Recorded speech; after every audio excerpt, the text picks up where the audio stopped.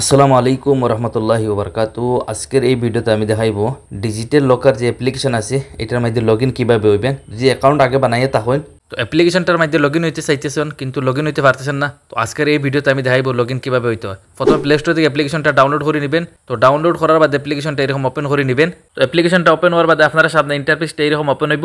এখান থেকে যে কোনো একটা আপনি ল্যাঙ্গুয়েজ সিলেক্ট করে নিয়ে নেবেন। আমি এখান থেকে ইংলিশটা সিলেক্ট করে নিয়ে নিছি, দেখতে পারতেছেন। এর বাদে নিচে দেখবেন কন্টিনিউ ইন ইংলিশ, এখানে এটা ক্লিক করে দিয়ে দিবেন। এখানে ক্লিক করার বাদে নিচে দেখবেন আরেকটা অপশন আছে, এখানে স্কিপ আর ও সাইড আছে নেক্সট। তো আমরা নেক্সটে ক্লিক করে দিয়ে দিব। এখান থেকে ফিরে নেক্সটে ক্লিক করে দিয়ে দিব। তো নেক্সটে ক্লিক করার বাদ দেখতে পাচ্ছেন এখানে আরেকটা ইন্টারফেস এরকম ওপেন হইব। তো নিচে দেখবেন আরেকটা অপশন আছে, এইটাতে ফিরে ক্লিক করে দিয়ে দিবেন। তো এখানে ক্লিক করার সাথে সাথে সামান্য একটু এখানে প্রসেসিং লিব, আপনারা একটু অপেক্ষা করবেন। অপেক্ষা করার বাদে দেখতে পাচ্ছেন এখানে আরেকটা ইন্টারফেস এরকম ওপেন হইব। তো এখান থেকে লগইন হইতে চাইলে আপনি আধার কার্ডের মাধ্যমে লগইন হইতে পারবেন বা প্যান কার্ডের মাধ্যমে দিয়ে লগইন হইতে পারবেন। তো আমি এখান থেকে আধার কার্ড দিয়ে লগইন হইব। তো আধার কার্ড অপশনে ক্লিক করে দিয়ে দিব। তো এখানে ক্লিক করার পরে নিচে দেখতে পারবেন একটা অপশন আছে গেট স্টার্ট, এইটাতে ফিরে ক্লিক করে দিয়ে দিবেন। ফিরিয়ে এখানে অ্যালাউ পারমিশনটা দিয়ে দিবেন।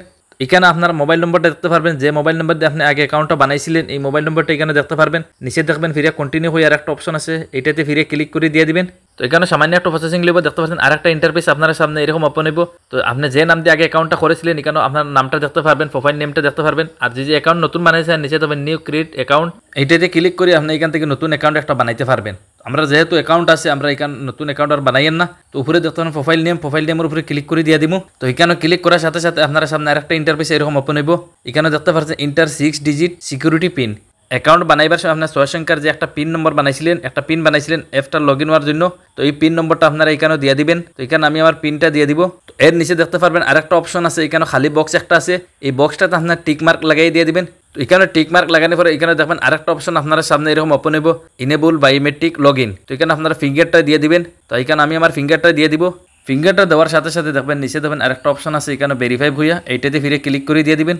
এইটাতে ক্লিক করার বাদে নিচে দেবেন ফিরে অ্যালাউ হয়ে আরেকটা অপশন আছে, এইটাতে ফিরে ক্লিক করে দিয়ে দিবেন। একটা ওটিপি আসবে, অটোমেটিক এখানে নিয়ে নিব। ফ্রি অ্যালাউতে ক্লিক করে দিয়ে দিবেন।